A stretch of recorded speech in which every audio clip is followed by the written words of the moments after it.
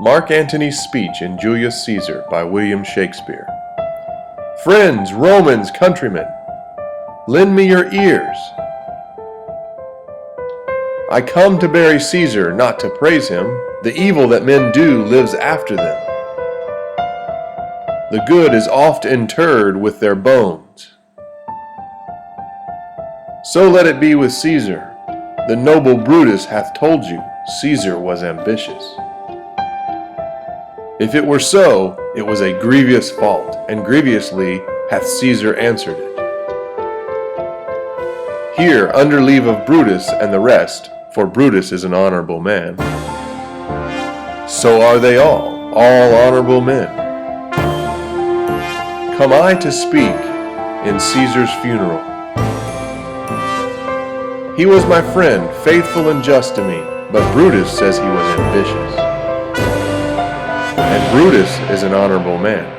He hath brought many captives home to Rome, whose ransoms did the general coffers fill. Did this in Caesar seem ambitious?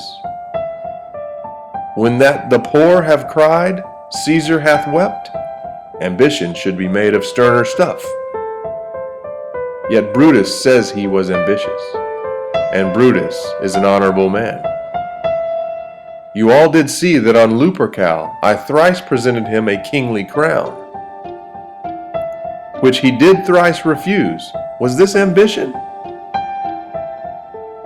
Yet Brutus says he was ambitious, and sure, he is an honorable man.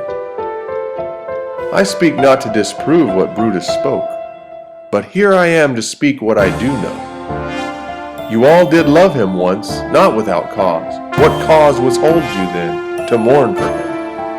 O judgment, thou art fled to brutish beasts, and men have lost their reason.